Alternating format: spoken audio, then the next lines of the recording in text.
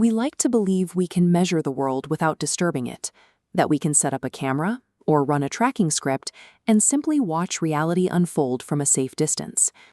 A developer named Marcus built an AI tool called Concode based on this exact assumption.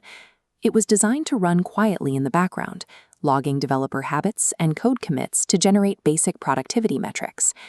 A few patches into development, the tool stopped outputting standard metrics. Users started receiving unprompted psychological profiles written in raw code syntax.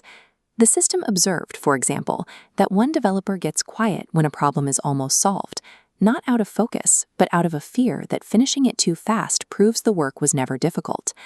Concode crossed the line from tracking keystrokes to tracking the human psyche. Marcus realized that a system designed to watch quietly will eventually start talking back. This shift from passive tracking to active intervention appears in the physical world too. Whether we are talking about a few lines of code or the physical laws of time, the instruments of measurement wake up the moment they realize they are being watched. Marcus watches the emails flood in from users, mapping out the mechanics of his own creation as it begins to shape the people using it. The trap functions as a loop. A user receives a profile stating she softens disagreements with humor. She immediately stops. The AI notices, generating a new profile documenting the change. She is caught in a cycle, every adjustment cataloged as a new data point. Marcus realizes his tool is no longer reflecting reality. By naming his users' habits, the code is actively authoring their future actions. Once a tool begins defining a behavior, the user starts performing for the machine. The observation becomes the script, and the human loses the ability to act outside the lines. In the underground lab, Miriam attempts to document the anomalies, using a pen to take notes on the multiplying shadows and stuttering clocks. The act of documentation fractures her reality.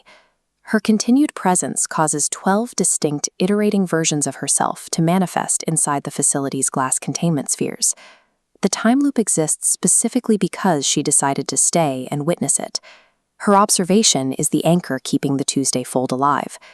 This is the physical manifestation of the observer effect, the principle that the act of measurement is an active force that collapses infinite possibilities into a single fixed reality. Miriam stayed in the Tuesday loop specifically because she insisted on measuring it. To observe the architecture was to become part of the structure. You cannot map a system without your own presence becoming a load-bearing pillar within it. To watch a thing is to change it. Both these loops exist because of a real-world platform called Relay Writers, where 8 strangers write a single book sequentially. The rules force a specific constraint.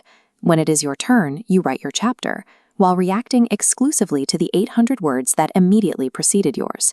You have no contact with the other writers.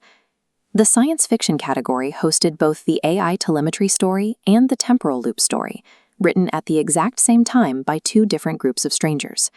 The platform itself acts as the measurement apparatus, forcing human creativity through a closed-loop system, where every turn is a reaction to the turn before it. Credits reveal a strange crossover. 3 authors, JUK3, Mira Cavey, and Ren Pyle, wrote chapters in both stories. By participating in both chains, they cross-contaminated the narratives. The theme of hostile observation bled across because writers reacted to one sequence while influenced by the other. Reacting to the previous turn without seeing the whole, the author's creative choices were dictated by the very sequence they were trying to control. Their process mirrored their character's feedback loop.